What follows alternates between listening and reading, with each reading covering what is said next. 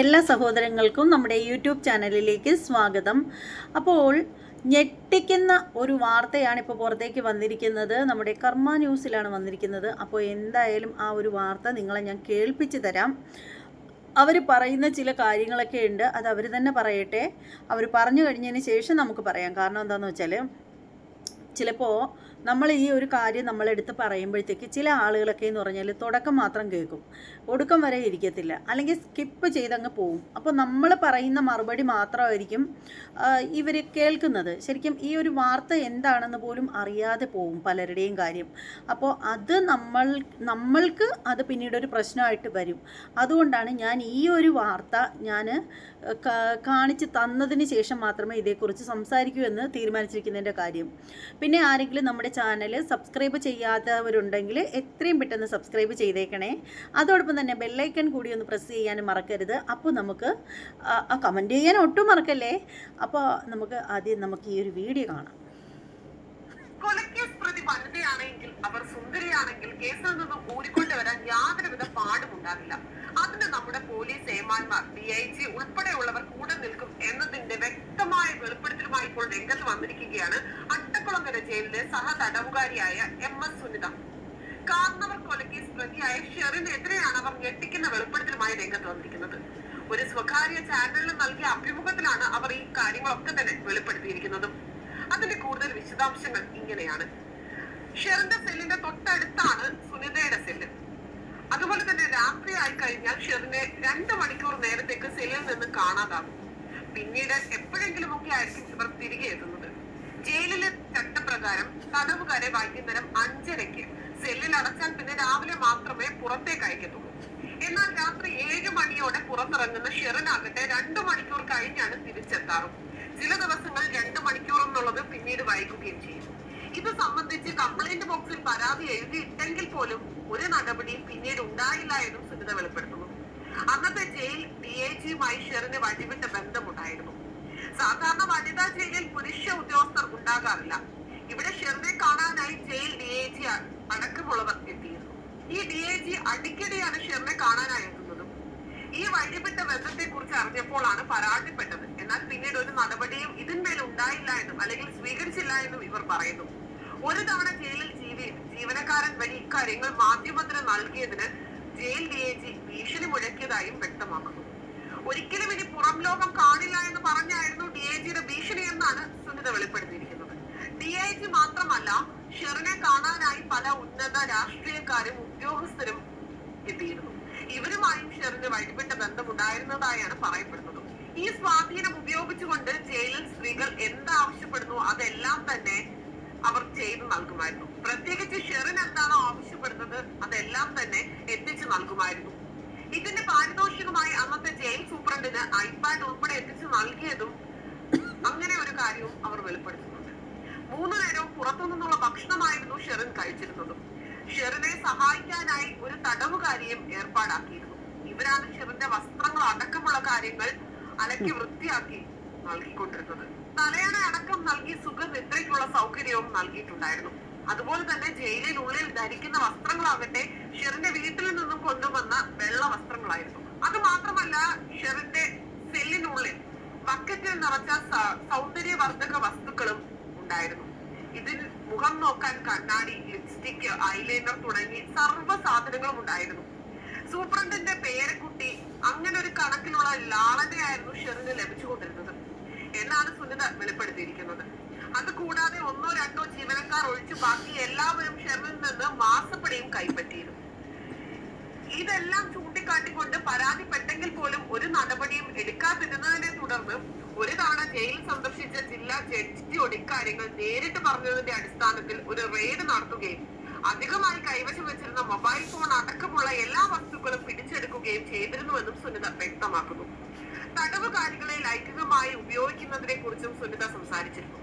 ഒരു സ്വകാര്യ ചാനലിന് നൽകിയ അഭിമുഖത്തിലാണ് സുനിത ഇക്കാര്യങ്ങളൊക്കെ വെളിപ്പെടുത്തി രംഗത്ത് വന്നിരിക്കുന്നത്. സുനിത ഇപ്പോൾ 2 വർഷത്തെ ശിക്ഷയ്ക്ക് ശേഷം ജാമ്യം നേടിയാണ് പുറത്തിറങ്ങിയിരിക്കുന്നത്. ജയിലിൽ നിന്ന് പുറത്തിറങ്ങിയ ശേഷവും വിവരാവകാശ നിയമപ്രകാരം ഷെറിന് എത്ര ദിവസം പരോൾ ലഭിച്ചു എന്നതടക്കമുള്ള കാര്യങ്ങളും വിവരങ്ങളും ഒക്കെ തന്നെ അവർ ശേഖരിച്ചു വെച്ചിരിക്കുന്നതായും വ്യക്തമാക്കുന്നുണ്ട്. എന്തായാലും ഒരുപക്ഷെ ഇത് ഷെറിനെ മാത്രം വേട്ടയാടുന്നു എന്ന് പോയേക്കാം. എന്തുകൊണ്ട് ഈ ഒരു സഹ തടവുകാരി ഷെറിനെ മാത്രം അവർക്ക് മാത്രം പേരെ ഒളിയം ചെയ്യുന്നു എന്നുള്ളത്. എന്നാൽ അങ്ങനെയല്ല. ഒരു പൊതുജനം എന്ന നിലയിൽ ഇതൊരു ഷെറിന്റെ മാത്രം കഥയല്ല. ജയിലിനുള്ളിൽ നടക്കുന്ന നമ്മുടെ പുറം ലോകം അറിയാതെ പോകുന്ന പല കഥകളുമാണ് ഇപ്പോൾ വെളിച്ചത്ത് വന്നുകൊണ്ടിരിക്കുന്നത്. എന്തിനധികം പറയുന്നു, ഈ കഴിഞ്ഞ ദിവസങ്ങളിൽ കഷായത്തിൽ വിഷം കലർത്തി കാമുകനെ കൊലപ്പെടുത്തിയ ഗ്രീഷ്മ ഉൾപ്പെടെ പോലീസുകാരെ കയ്യിലാക്കാൻ വേണ്ടി പല കണ്ണും കലാശവും കാണിച്ചത് വരെ വാർത്തകളിൽ ഇടം പിടിച്ചിരുന്നു. അത്തരമൊരു സാഹചര്യത്തിൽ ഷെറിനെ മാത്രം നമുക്ക് പഴിചാരാനും സാധിക്കില്ല. ഇത് നമ്മുടെ ജയിലിനുള്ളിൽ നടക്കുന്ന നെറികേടിന്റെ കഥകൾ കൂടിയാണ് സുനിത വെളിപ്പെടുത്തുന്നത്. ന്യൂസ് ഡെസ്ക് കർമ്മ ന്യൂസ്. കണ്ടില്ലേ? ഇതുപോലെ ഈ ഒരു ചാനലിൽ മാത്രമല്ല കേട്ടോ, ഇത് ഇന്ന് വന്ന ന്യൂസാണ്. ജേക്കബ് സാറ് DGP ആയിരുന്നപ്പോ ഷെറിന്റെ ഇഷ്ടാനുസരണം പരോള് കൊടുക്കാതിരുന്നത് കൊണ്ട് ഗവൺമെന്റിൽ നിന്ന് വിളിച്ച് ചോദ്യം വന്നിട്ട് ഗവൺമെന്റിൽ നിന്ന് അലക്സാണ്ടർ ജേക്കബ് സാറിനെ വിളിച്ച് വഴക്ക് പറഞ്ഞിട്ട് ഷെറിൻ പരോൾ അനുവദിക്കാനിന്റെ പേര്. ഷെറിൻ പറയും ഇവരാട്ടോ പറയുന്ന സുനിത ബിരിയാണി വേണം, അപ്പോൾ ബിരിയാണി പാർസലിട്ടു. ജയിലിന്റെ പുറത്തുള്ളവരെക്കാളും കൂടുതൽ ക്രിമിനൽസ് പോലീസിനും അല്ലെങ്കിൽ ഇതുപോലെ തന്നെ അധികാര സ്ഥാനങ്ങളുള്ളവരാ. അവിടെ ഒരു 2-3 ഉദ്യോഗസ്ഥർ വരിക, ബാക്കി എല്ലാവരും ഷെറിന്റെ മാസപ്പടി വാങ്ങുന്നവരാണ്. അവിടെ സൂപ്രണ്ട് ഒരു മുസ്ലിമാണ്, പേര് ഓർമ്മയില്ല.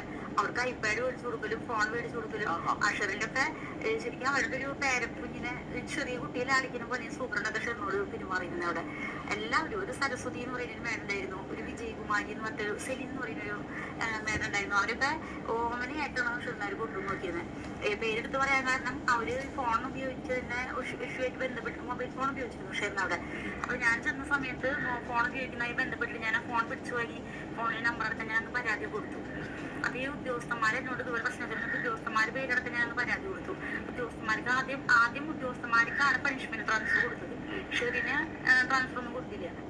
നമസ്കാരം. MS സുനിത. ഈ ഒരു വാർത്തയെന്ന് പറഞ്ഞാൽ ഈ സുനിത വെളിപ്പെടുത്തിയ കാര്യമാണ് ഇപ്പോൾ നിങ്ങൾ സുനിതയുടെ ശബ്ദത്തിൽ നിന്നാണ് ഇപ്പോൾ നിങ്ങൾ കേട്ടത്. അപ്പോൾ ഞാൻ ഈ ഒരു വാർത്ത ആദ്യമേ തന്നെ ഈ ഒരു വാർത്ത കാണിക്കാതെയും പറയാതെയും ഞാനിങ്ങനെ പറഞ്ഞുകൊണ്ടിരുന്നെങ്കിൽ പലരും വിചാരിച്ചേനെ, കുറച്ച് പേരെങ്കിലും വിചാരിച്ചേനെ ഇത് ഞാൻ ഉണ്ടാക്കിയ ഒരു വാർത്തയായിട്ട് വന്നേനെ. അപ്പോൾ അതുകൊണ്ടാണ് ഞാൻ ഫസ്റ്റിൽ ഇത് കാണിച്ചിട്ട് പറയാമെന്ന് വെച്ചത്. അപ്പോൾ ജയിലിൽ ഇതുപോലെയൊക്കെയുള്ള കാര്യങ്ങളൊക്കെ നല്ല രീതിയിൽ നടക്കുന്നുണ്ട്. നമ്മളാരും ജയിലിനകം കണ്ടിട്ടില്ല. നമ്മളിപ്പോൾ പൂജപ്പുര ജയിലിൻ്റെ തന്നെ പുറം ഭാഗമേ നമ്മൾ കാണത്തുള്ളൂ. നമ്മൾ ബസ്സിൽ ഇരിക്കുമ്പോഴോ അല്ലെങ്കിൽ നടന്നു പോകുമ്പോഴോ അതിനുള്ളിൽ എന്താണെന്ന് നമുക്ക് ആർക്കും അറിയില്ല. പിന്നെ നമ്മൾ ജയിൽ കാണുന്നതെന്ന് പറഞ്ഞാൽ പിന്നെ സിനിമകളിൽ മാത്രമാണ് നമ്മൾ ജയിലിനകം കാണുന്നത്. ഭഗവാന്റെ കാരുണ്യം കൊണ്ട് ഇതുവരെ ജയിലിനകം സന്ദർശിക്കാനുള്ളൊരു അവസരം ഉണ്ടായിട്ടില്ല. ഭഗവാനെ ആർക്കും അത് ഉണ്ടാവാതിരിക്കട്ടെ ഇനിയുള്ള ആളുകൾക്കെങ്കിലും. അപ്പോൾ അതാണ് കാര്യമെന്ന് പറഞ്ഞാൽ. അപ്പോൾ ജയിലിൽ ഈ തരത്തിൽ സ്ത്രീകൾ പീഡിപ്പിക്കപ്പെടുന്നുണ്ട് എന്നുള്ളൊരു കാര്യം പല ആണുങ്ങളെയും പീഡനത്തിൻ്റെ പേരിൽ, ലൈംഗിക പീഡനത്തിൻ്റെ പേരിൽ ജയിൽ ശിക്ഷ അനുഭവിക്കുന്ന എത്രയോ ആണുങ്ങളുണ്ട്. ഓക്കെ, എത്രയോ ആണുങ്ങൾ പീഡനത്തിൻ്റെ പേരിൽ ഇപ്പോഴും ജയിലിൽ വർഷങ്ങളുണ്ടേ കിടക്കുന്ന ആണുങ്ങളുണ്ട്.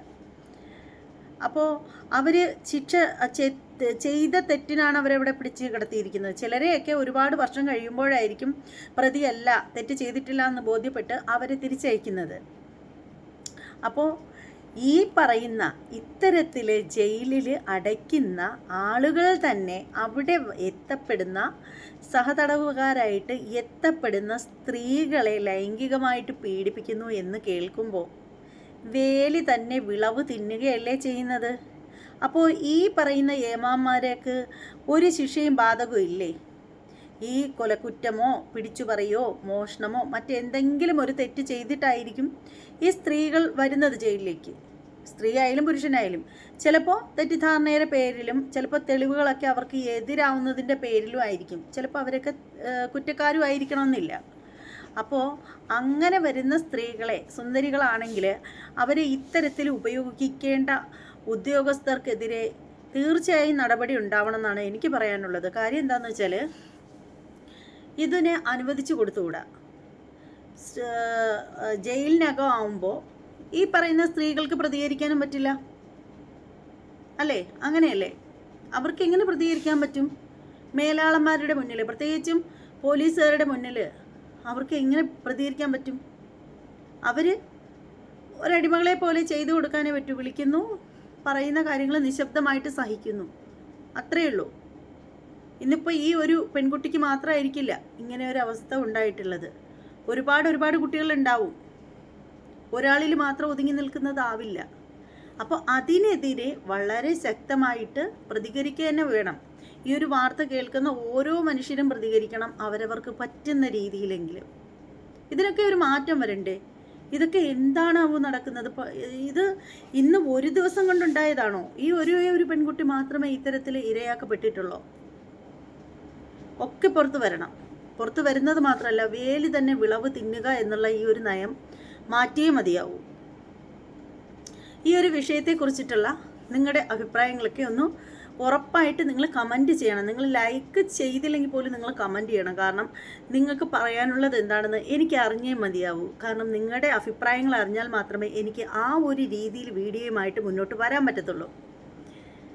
അപ്പോൾ ഇതുവരെയും നമ്മുടെ ചാനൽ സബ്സ്ക്രൈബ് ചെയ്തിട്ടില്ലാത്ത സഹോദരങ്ങളൊക്കെ ഒന്ന് സബ്സ്ക്രൈബ് ചെയ്തോളൂ. അതോടൊപ്പം തന്നെ ബെല്ലൈക്കൻ കൂടി ഒന്ന് പ്രസ് ചെയ്യാനും മറക്കരുത്. ഇനി മറ്റൊരു വീഡിയോയുമായിട്ട് വരാം. അതുവരെ എല്ലാവർക്കും ബൈ.